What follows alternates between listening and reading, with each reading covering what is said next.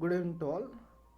This is Karthik, studying in Sri Venkateswara College of Engineering, and my topic today is find S algorithm.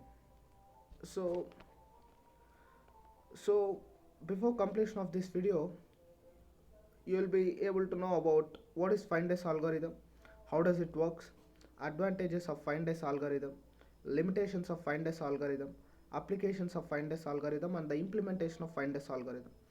You'll get clean and clear clarity about all these things. So, what is find S algorithm?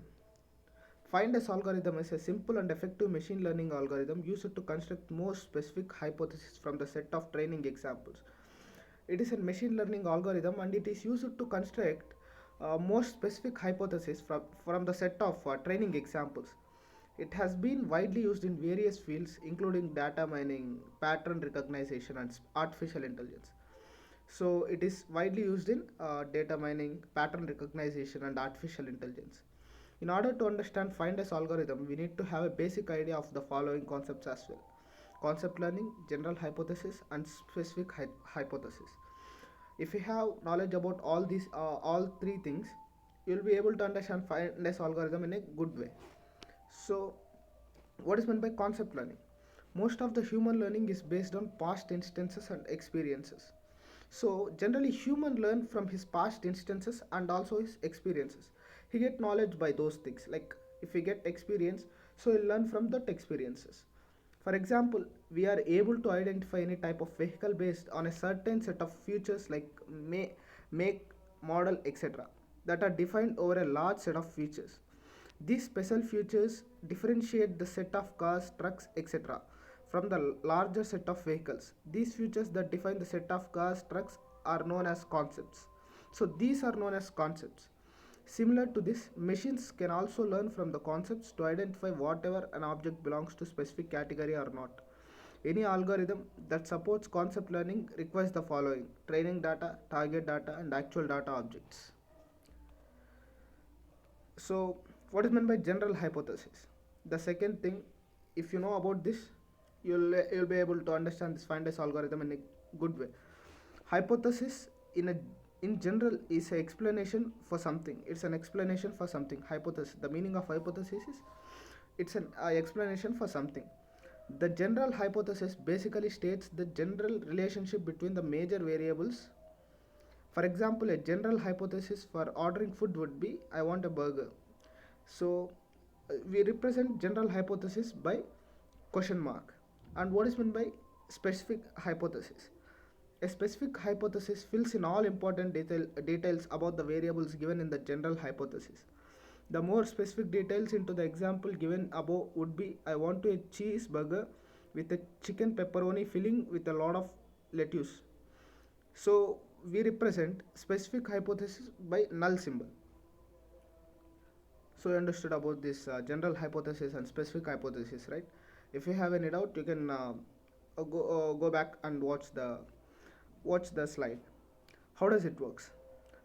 How does FindS algorithm works? The FindS algorithm follows the steps written below. It majorly follows the steps given below, and the steps are: first step, FindS algorithm only considers the positive examples and eliminates negative examples. In FindS algorithm, the first step is we will only consider the positive examples and we will not consider the negative examples. The process starts with initializing H with the most specific hypothesis. Generally, it is the first positive example in the dataset. We check for each positive example. If the example is negative, we will move to the next example. But if the positive example, we will consider it for the next step.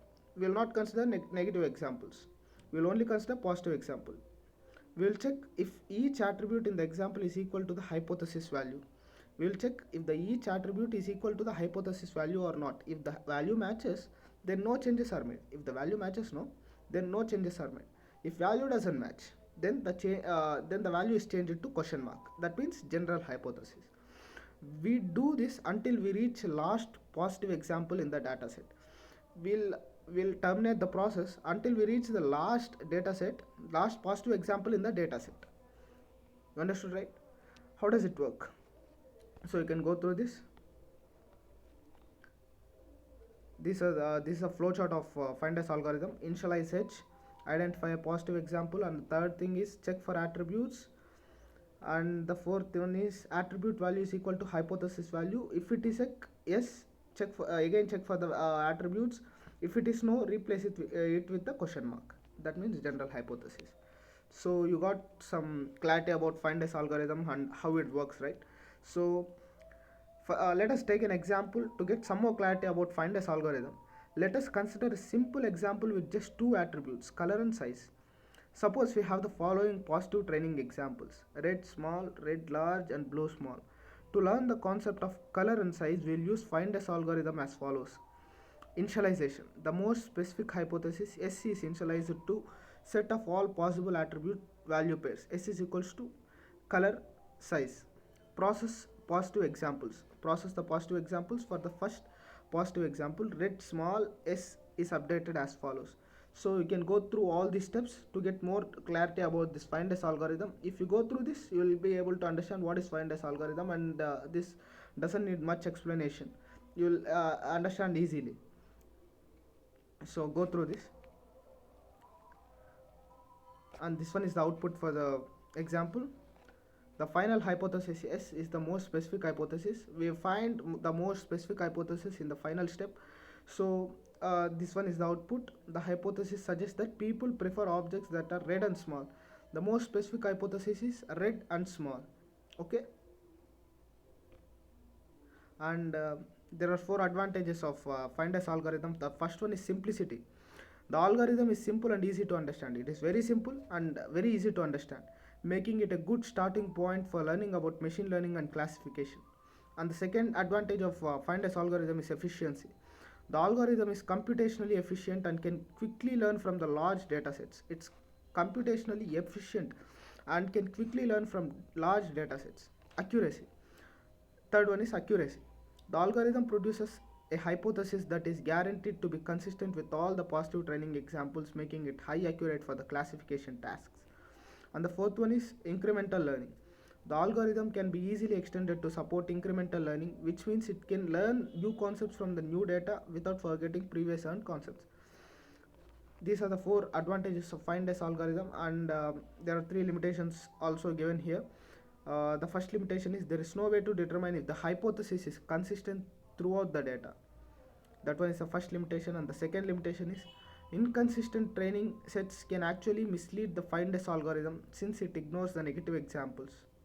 This one is the second limitation of find S algorithm. And third limitation of find S algorithm is like find S algorithm does not provide a backtracking technique to determine the best possible changes that could be done to improve the resulting hypothesis. These are the three limitations of find S algorithm.